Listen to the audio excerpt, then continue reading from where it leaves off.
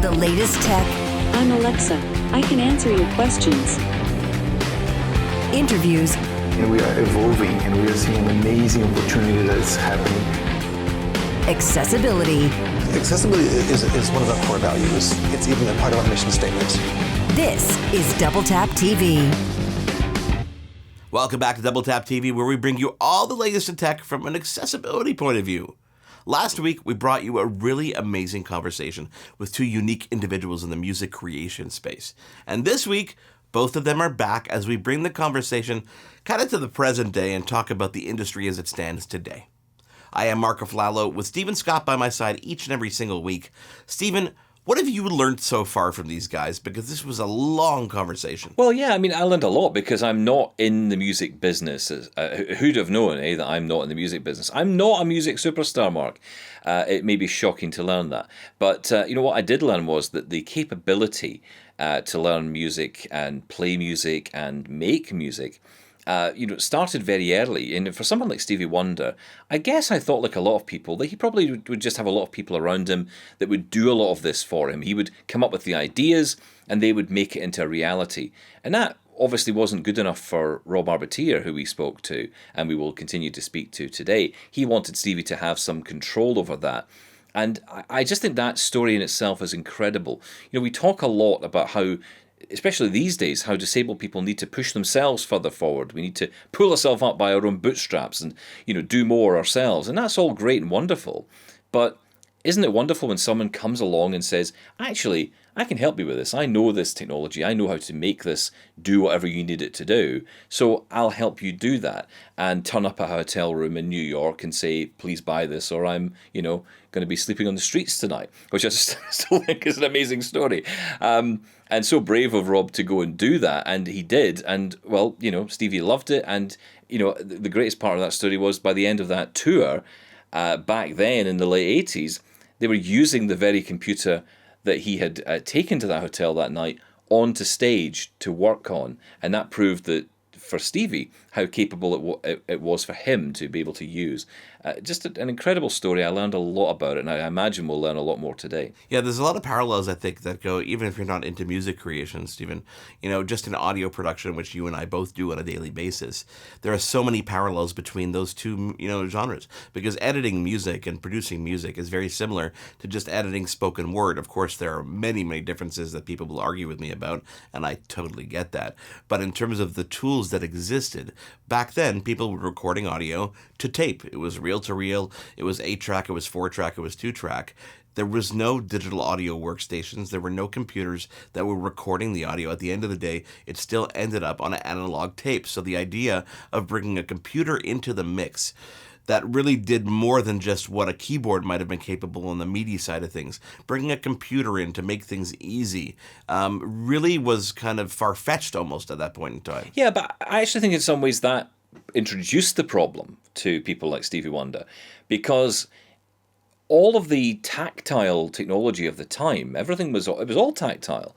And, if you wanted to change a knob on a processor, you would just go up to the processor, find the knob and change it. And, Stevie could label that. And, lots of us who grew up in the radio industry did that all the time. I used to label the mixing desks I worked in the radio studios, much to the hatred of everybody else who'd say, what are these stupid dots meaning? And I'd be like, well, that's for me, so I know what that is or what that does.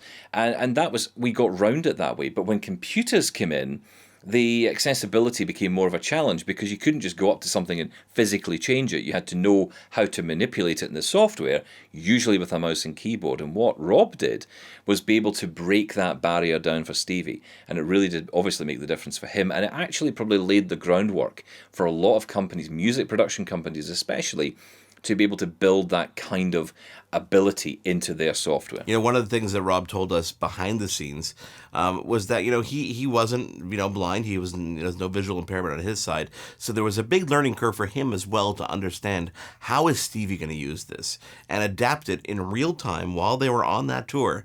Every single day there were constant updates. They were tweaking it until, the version that we see today, which he says, is still being used and still being updated every couple of years. Yeah, that's right. And I mean, that I love the idea of the software updates coming, almost as fast as Apple's updates these days, or Microsoft updates, but he was writing them at the moment. He was just writing them there and then. And, you know, I think that's great. And I love the passion in what Rob talked about. You know, and Ed has a great story to tell as well. And, you know, maybe I'll put that point earlier. I mentioned this about, you know, using old tech versus new tech. And in some ways, maybe the older tech made it easier for people. I'll maybe put that question to Ed Gray later. He's been in the business a while. Maybe I should ask him about whether or not that's something that applies in his thinking, or whether actually today's technology is more accessible. I mean, I think it depends on the individual. I think it depends on your background, right? If you've always grown up using that tactile way, cutting physical tape, putting stuff together that way, yeah, that's the world you're used to. A computer could actually disable you. But if you've grown up today, or you are growing up today, and you're visually impaired and you're going into the music industry, the tools are all out there. You know, I mean, the base level, I guess, is, what is it, GarageBand on the Mac, in fact, on iPad as well. Audacity on a PC, it's free, you know? Yeah, exactly, that's right. The roots are all there, yeah. So if you guys are just tuning in and you're wondering, what on earth are these guys talking about? Well, you should go back to our episode from last week, because we've been talking about music creation, and we've got two incredible guests who are joining us again this week. So let's take a quick break. We're going to come back and reintroduce Ed Gray and Rob Barbertier here on Double Tap TV. And again, if you guys want to get involved, feedback at AMI.CA is the email address, and make sure you're following us on Twitter at Double Tap Canada, and use the hashtag AskDoubleTap so we can get to your questions a lot quicker. We come back with our two guests in a moment. For more great Double Tap TV content, visit AMI.CA/DoubleTap.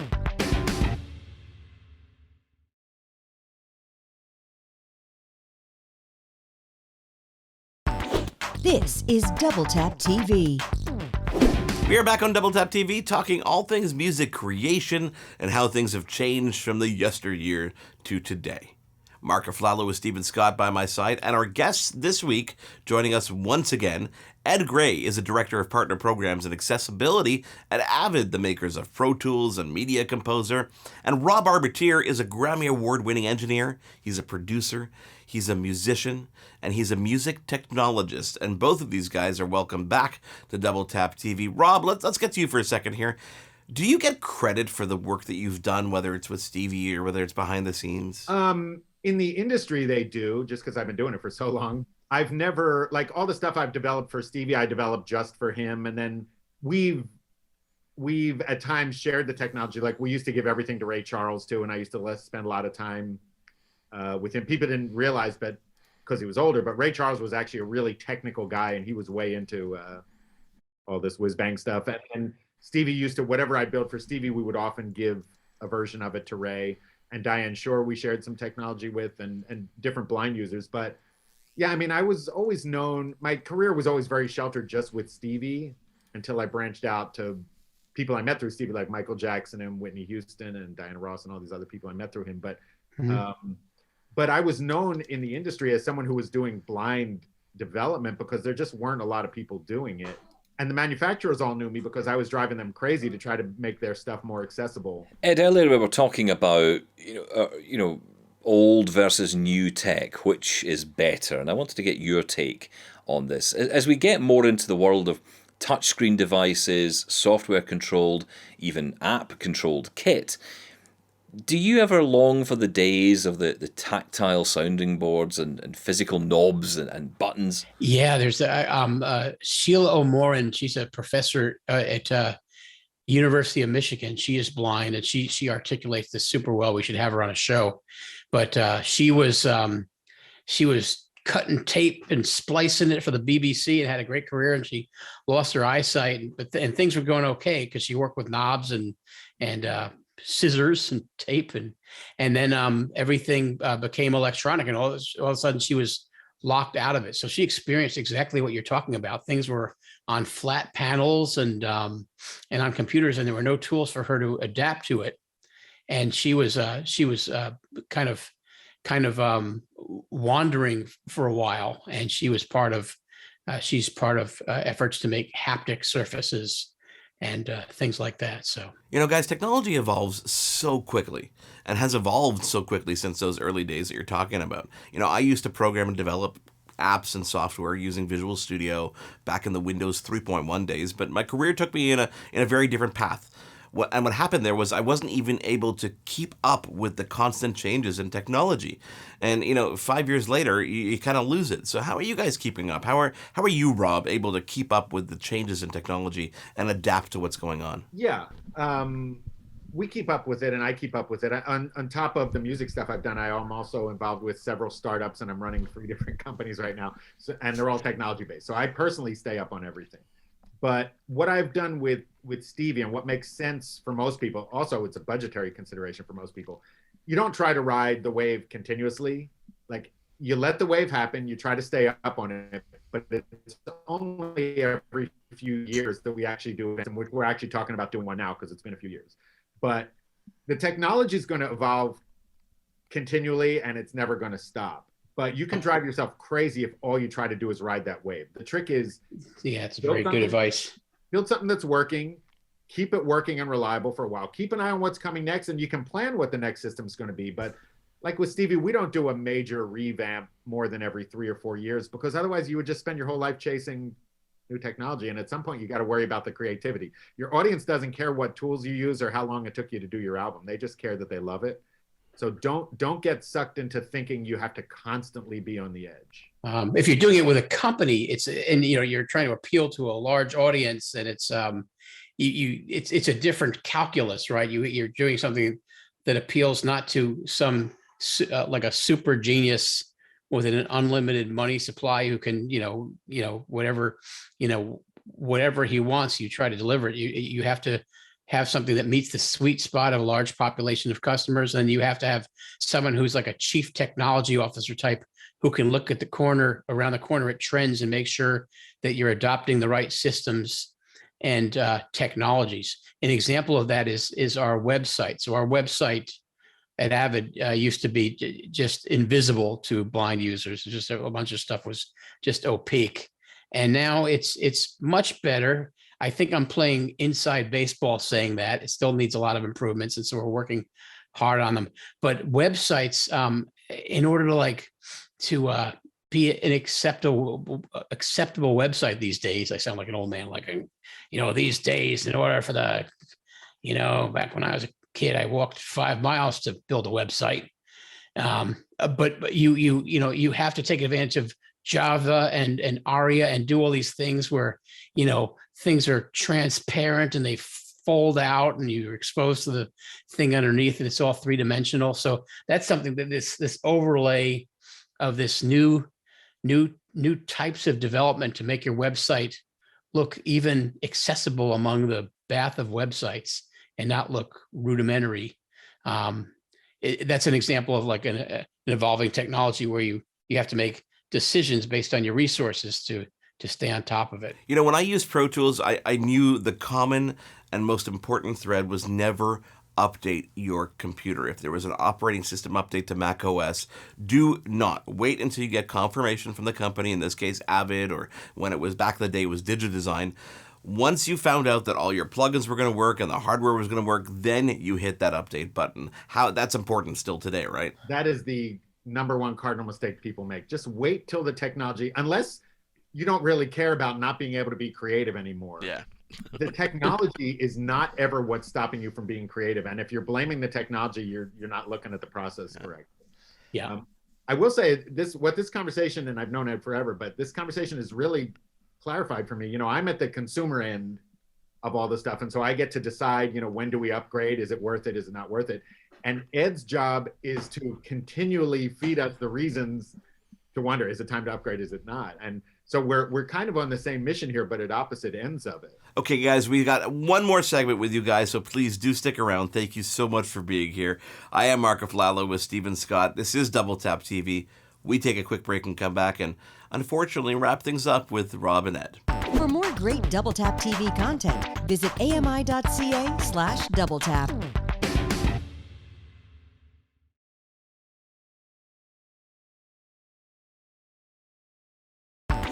This is Double Tap TV.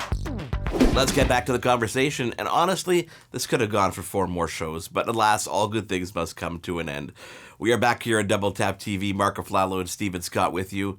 Let's wrap things up with Ed Gray, Director of Partner Programs and Accessibility at Avid, the makers of Pro Tools and Media Composer, and Grammy Award-winning engineer, producer, musician, and music technologist Rob Arbitier. Guys, let me put this to both of you. What advice would you both give to people who might be musicians at the moment who may one day have to face the news that they might lose their vision? What advice would you give to that person and give them some hope that, if that were to happen, it's not all over? What I realized, especially in the earliest days with Stevie, is that anything that we would do that would make a system require less visual interaction made it better for sighted people too. So like when Cubase added the M key to mute a track, guess what? Everybody started using it. It's not like only blind people were using that. It just made it better for everybody. And the best tools are the tools you don't have to look at that free you up to be creative. As a classical pianist, I learned as a kid, you don't look at your hands while you're playing. You look at the music. The same is true. If you're working on music, you put your head in the space of creating the song, not looking at the tools.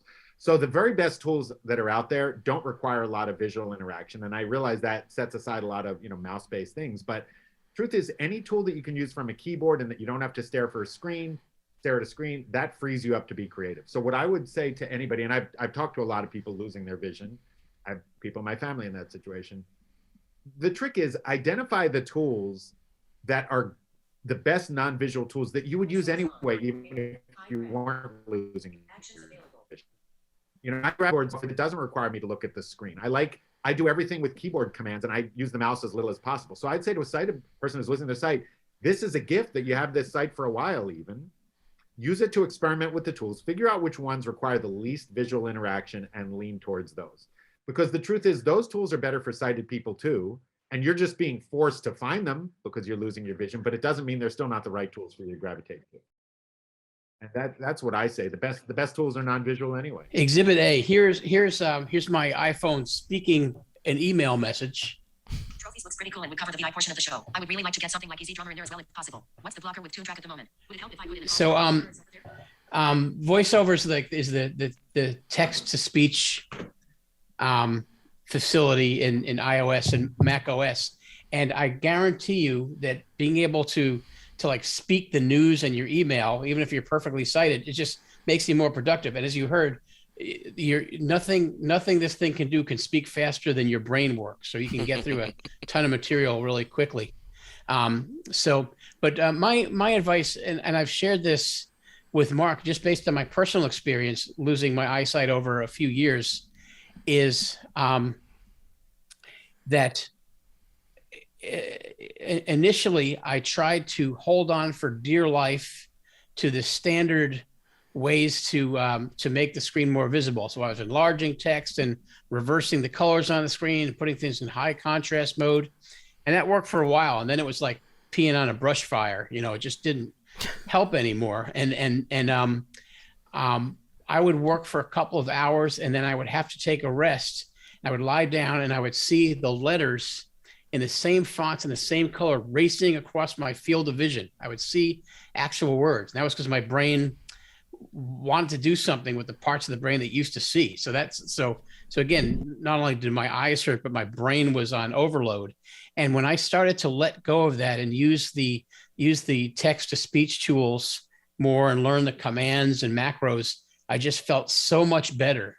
And so as you're losing your eyesight, you have to discover what tools are available and how to get them, and go to a clinic on how to use them. And if you thought that the blind community as a whole did this reliably, you'd be wrong. I think that